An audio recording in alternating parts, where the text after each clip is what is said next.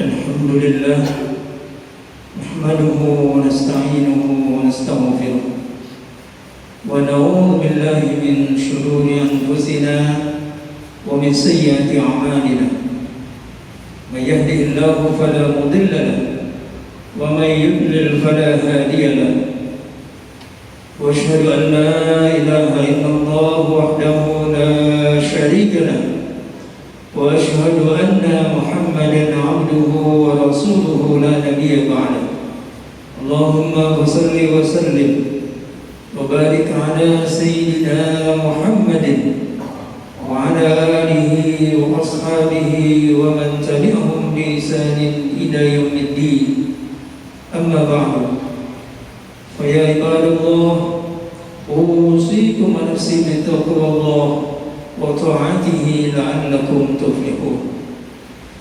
وقال الله سبحانه وتعالى في كتابه الكريم أعوذ بالله من الشيطان الرجيم يا أيها الذين آمنوا اتقوا الله حق تقاته ولا تموتن إلا وأنتم مسلمون. Ma'asyiral muslimin, hadirin sidang Jumat Masjid Gadok Raya yang dirahmati Allah Subhanahu wa taala. Alhamdulillah, puji syukur kita panjatkan kepada Allah Subhanahu wa taala. Sampai saat ini Allah masih memberikan nikmat-Nya serta karunia-Nya kepada kita semua, sehingga kita masih dapat melaksanakan salah satu kewajiban kita sebagai hamba Allah yang beriman dan bertakwa kepada-Nya, yaitu melaksanakan salat fardu Jumat berjamaah. Dengan harapan mudah-mudahan salat fardu Jumat kita diterima oleh Allah Subhanahu wa taala. Amin. Salawat serta salam senantiasa tercurahkan kepada junjungan kita Nabi besar Muhammad sallallahu alaihi wasallam, beserta para keluarganya dan para sahabatnya, juga para pengikutnya yang setia kepada beliau hingga akhir zaman. Dari mimbar ini khatib berpesan pada diri khatib sendiri dan juga jamaah sekalian, marilah di Jumat yang ketiga di bulan Dzulhijjah ini kita senantiasa tingkatkan kualitas ketakwaan kita kepada Allah Subhanahu wa taala dengan melaksanakan segala perintah-perintahnya dan menjauhi segala larangan-larangannya. Ma'asyiral muslimin, hadirin sidang Jumat yang dimuliakan Allah Subhanahu wa taala. Kita baru saja melewati perayaan Idul Adha 1445 Hijriah. Dan di dalamnya tentunya ada dua ibadah yang agung dan mulia, yaitu ibadah kurban dan ibadah haji. Dua ibadah ini tentunya telah mengajarkan kepada kita yaitu pelajaran yang sangat penting. Paling tidak ada 5 pelajaran yang sangat penting yang bisa kita ambil dan bisa kita praktekkan dalam kehidupan kita sehari-hari. Pelajaran yang pertama adalah ibadah kurban dan ibadah haji ini telah mengajarkan kepada kita untuk senantiasa menanamkan keikhlasan di dalam beribadah kepada Allah Subhanahu wa taala. Karena tanpa ikhlas maka ibadah kita akan sia-sia. Ibadah kurban mengajarkan kepada kita untuk senantiasa mengedepankan keikhlasan, di mana Allah Subhanahu wa taala menjelaskan kepada kita di dalam Al-Qur'an surat Al-Hajj ayat 37. A'udzu billahi minasyaitonir rajim. La yanalullaha luhumuha wa la dima'uha walakin yanaluhu taqwa minkum. daging-daging unta dan darahnya sekali-kali tidak dapat mencapai keridhaan Allah Subhanahu wa taala. Akan tetapi ketakwaan dari kamulah yang dapat mencapai keridhaan Allah Subhanahu wa taala. Maka ibadah kurban yang dituntut adalah bukan daging dan darah dari hewan tersebut, tapi yang dituntut adalah ketakwaan dan keikhlasan kita kepada Allah Subhanahu wa taala. Demikian pula dengan ibadah haji yang alhamdulillah sebagian saudara-saudara kita sudah pulang dari ibadah haji yang ditunaikan dalam tahun ini.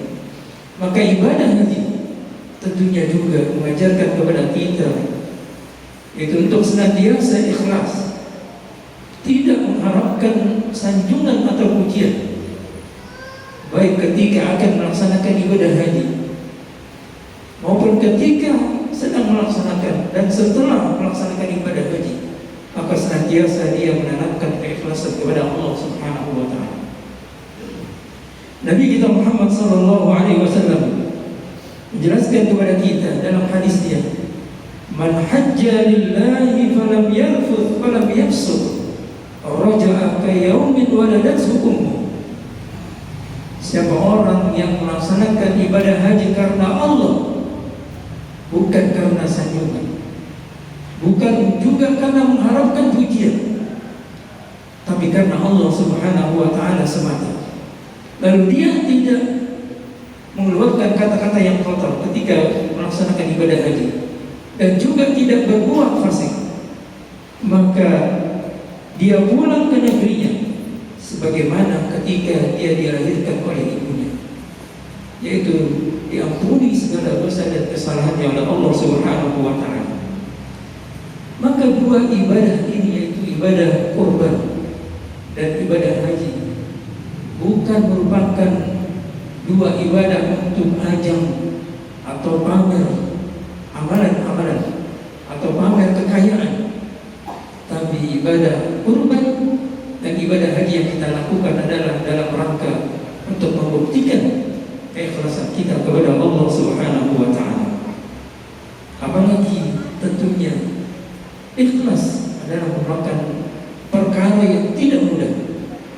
Artinya ketika seseorang memiliki perhatian yang besar terhadap keikhlasannya, maka ini akan memberikan keuntungan yang besar bagi dirinya. Ketika seseorang tidak pernah memperhatikan keikhlasan dalam dirinya, maka kerugianlah yang akan menimpanya. Para ulama juga menyatakan bahwa di antara yang sulit untuk dipertahankan adalah keikhlasan. Maka kita tanamkan perhatian yang besar dalam ikhlas ini. Maka ketika hilang atau berkurang keikhlasan kita, maka tentunya orang yang memiliki perhatian yang besar, dia akan senantiasa mengembalikan keikhlasannya kepada Allah Subhanahu wa taala. Ini pelajaran yang pertama. Pelajaran yang kedua dari ibadah kurban dan ibadah haji adalah yaitu mengajarkan kepada kita untuk senantiasa mengikuti tuntunan Nabi kita Muhammad sallallahu alaihi wasallam. Di dalam ibadah kurban maka ada tuntunannya, ada pedomannya, dan juga ada panduannya dari Nabi kita Muhammad sallallahu alaihi wasallam. Maka ketika panduan dan tuntunan tersebut tidak diikuti, maka ibadah kurbannya tidak akan diterima oleh Allah Subhanahu wa taala. Baik itu dari segi persyaratannya, dari segi waktunya, dan juga ketika menyembelihnya, maka ada aturan-aturan dari Nabi kita Muhammad sallallahu alaihi wasallam. Begitu pula dengan ibadah haji, juga ada aturannya. Apabila manasiknya tidak mengikuti manasik dari Nabi kita Muhammad sallallahu alaihi wasallam, maka ibadah hajinya tidak akan diterima oleh Allah Subhanahu wa taala. Rasulullah sallallahu alaihi wasallam bersabda, "Man shalla salatana wa nasaka nusukana faqad asaba nusuk. Wa man nasaka qabla as-salat fa innahu qabla as-salat wa la nusukana."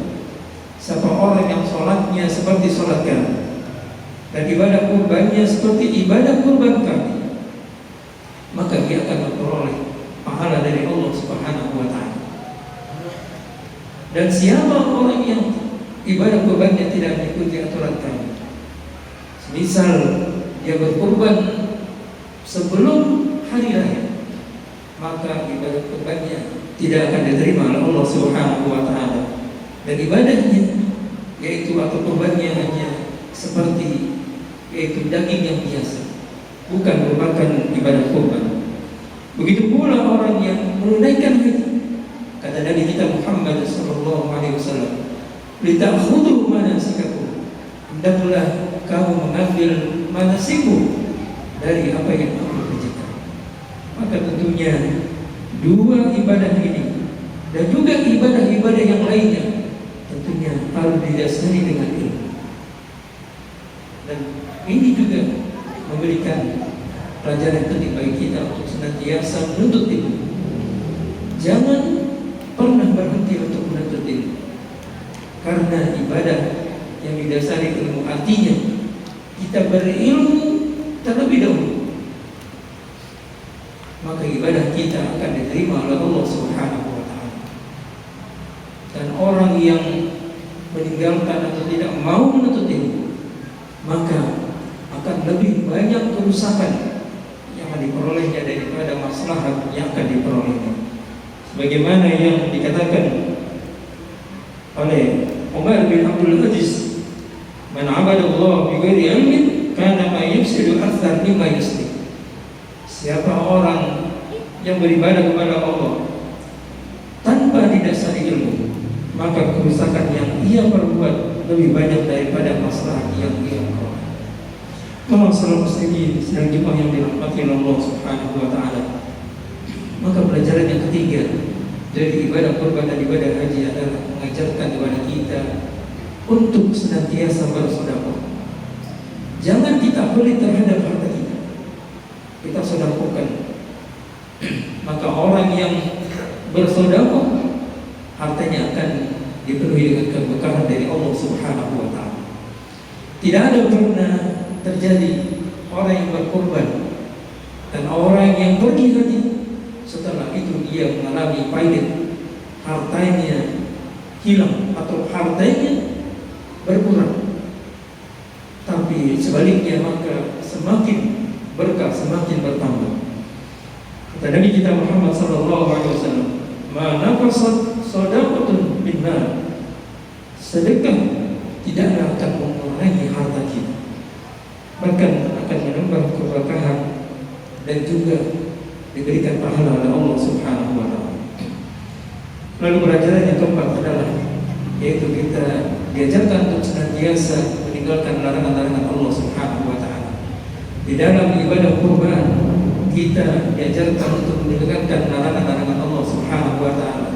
Ketika misalnya sahibul kurban sudah meniatkan untuk berkurban, maka di situ ada larangan untuk memotong kuku dan memotong rambut. Begitu pula dengan orang yang melaksanakan ibadah haji, ketika telah berihram, maka dilarang untuk melakukan hal-hal seperti memotong kuku, mencukur rambut dan lain sebagainya. Maka ini juga melatih kepada kita untuk senantiasa meninggalkan larangan-larangan Allah Subhanahu wa ta'ala. Kemudian yang terakhir, pelajaran dari ibadah kurban dan ibadah haji adalah mengajarkan kepada kita untuk senantiasa berzikir pada Allah Subhanahu wa ta'ala, untuk senantiasa lisan kita basah dengan zikir dan juga ucapan-ucapan atau kalimat-kalimat thayyibah. Di dalam ibadah kurban kita diperintahkan atau diwajibkan misalnya ketika menyembelih untuk mengucapkan basmalah. Begitu pula ketika masuk misalnya 1 Dzulhijjah sampai 13 Dzulhijjah kita diperintahkan untuk bertakbir. Dan ini juga merupakan bagian dari berzikir.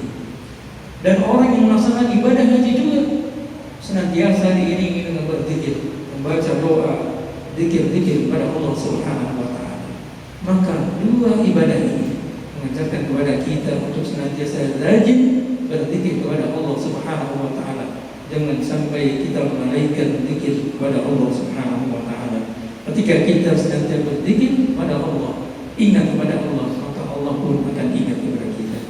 Inilah 5 pelajaran penting dari ibadah kurban dan ibadah haji yang baru saja kita tunaikan. Mudah-mudahan Allah Subhanahu wa taala senantiasa memberikan kemudahan dan taufik kepada kita untuk kita melaksanakan 5 pelajaran penting ini dari ibadah haji dan ibadah kurban, yaitu yang pertama adalah ikhlas pada Allah Subhanahu wa taala, dan yang kedua adalah mengikuti tuntunan Nabi kita Muhammad sallallahu alaihi wasallam. Yang ketiga adalah senantiasa bersedekah, dan yang keempat adalah senantiasa meninggalkan larangan-larangan Allah Subhanahu wa taala, dan yang terakhir adalah berzikir kepada Allah Subhanahu wa taala. Mudah-mudahan khutbah yang singkat ini bermanfaat bagi kita semua. Amin ya rabbal alamin. Barakallahu li wa lakum bil Qur'anil azim wa nafa'ani wa iyyakum bima fihi min al-ayati wa dzikril hakim wa taqabbala minni wa minkum tilawatahu innahu was-sami'ul 'alim. Wa qulu qawli hadza wa astaghfirullahal 'azim li wa lakum lisa'iril muslimin wal muslimat wal mu'minin wal mu'minat wastaghfiruhu innahu huwal ghafurur rahim. Allah